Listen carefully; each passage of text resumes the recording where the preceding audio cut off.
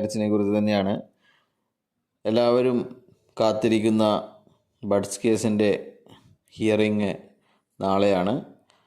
അതിൻ്റെ case number 201 11 മണിക്ക് ശേഷം കേസ് വിളിക്കുന്നതായിരിക്കും.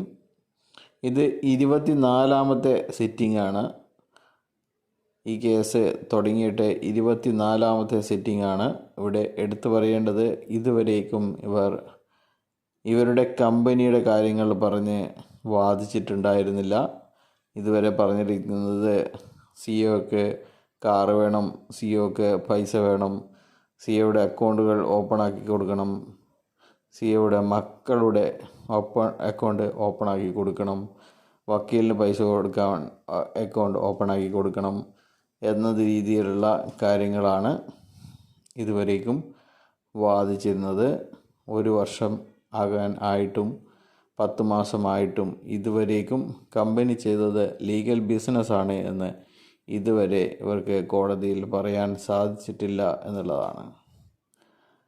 മറ്റൊരു കേസിൽ ഇന്ന് ഹൈറിച്ച് സിഇഒയുടെ ജാമ്യം തലശ്ശേരി കോടതി നിഷേധിച്ച സമയത്ത് ഹൈക്കോടതിയിൽ കൊടുത്ത മുൻകൂർ ജാമ്യാപേക്ഷ അടുത്ത സിറ്റിങ്ങിന് വേണ്ടി മാറ്റിവെച്ചിരിക്കുന്നു.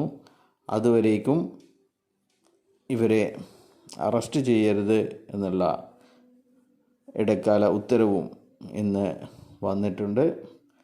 അപ്പോൾ ഇവരും 3 വർഷം 2023 ഡിസംബറിൽ തുടങ്ങിയ ഈ കേസ് നടപടികൾ 2 വർഷം പൂർത്തിയായതിനു ശേഷം എല്ലാവർക്കും തന്നെ കാര്യങ്ങളുടെ കിടപ്പ് മനസ്സിലായിട്ടുണ്ട്.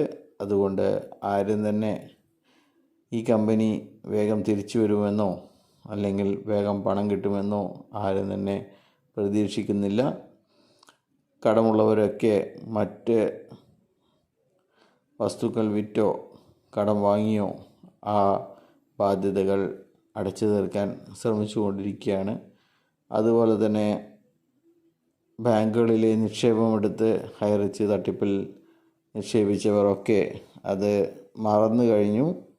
അത്തരം പ്രവൃത്തികൾ, ബുദ്ധിമോശം ചെയ്ത ആ പ്രവൃത്തിയെക്കുറിച്ച് അവർ ഓർക്കാൻ പോലും താല്പര്യം പ്രകടിപ്പിക്കുന്നില്ല എന്നുള്ളതാണ്. അതുകൊണ്ട് ഈ കേസ് ആരും പ്രതീക്ഷിക്കാത്ത, ആരും കാത്തിരിക്കാത്ത ഒരു കേസായി മാറിയിരിക്കുകയാണ്. ഇവരുടെ സൂം മീറ്റിങ്ങുകൾ കാണാനോ ഇവരുടെ അപ്ഡേഷൻസ് കേൾക്കാനോ ആരും തന്നെ ഇപ്പോൾ കാത്തിരിക്കുന്നില്ല എന്നാണ് ഇവരുടെ കാര്യങ്ങളൊക്കെ മനസ്സിലാക്കുന്ന ആർക്കും തന്നെ മനസ്സിലാവുന്നത്. അപ്പോൾ ഇന്ന് ഇവരുടെ സഹോദര സ്ഥാപനമായ വിശ്വസ്ത പ്രൈവറ്റ് മാർക്കറ്റിംഗ് പ്രൈവറ്റ് ലിമിറ്റഡിൻ്റെ ഒരു സൂം മീറ്റിംഗ് ഉണ്ടായിരുന്നു. വെറും 35 പേരാണ്. പണ്ട് ഇവർ സൂം മീറ്റിംഗ് നടത്തിയ സമയത്ത് 63 പേരുണ്ടായിരുന്നു. ഇപ്പോൾ അത് വെറും 35 പേരായി ചുരുങ്ങിയിട്ടുണ്ട്. 10,000 രൂപയുടെ ബാഗോ 10,000 രൂപയുടെ മറ്റ് പാക്കേജുകളോ വാങ്ങാൻ ജനങ്ങൾക്ക് താല്പര്യമില്ല. ഇതൊക്കെ തട്ടിപ്പാണ് എന്ന് ജനങ്ങൾക്ക് ഉത്തമ ബോധ്യമുള്ളത് കൊണ്ടാണ് ഇവരുടെ സൂം മീറ്റിങ്ങുകൾ കാണാൻ പോലും ആൾക്കാർ കയറാത്തത്. അപ്പോൾ ഇത്ര മാത്രമേ ഉള്ളൂ. നമുക്ക് കേസിൻ്റെ നാളെ കോടതിയിൽ കാര്യങ്ങൾ നാളെ മറ്റൊരു വീഡിയോയിൽ പറയാം. ബൈ.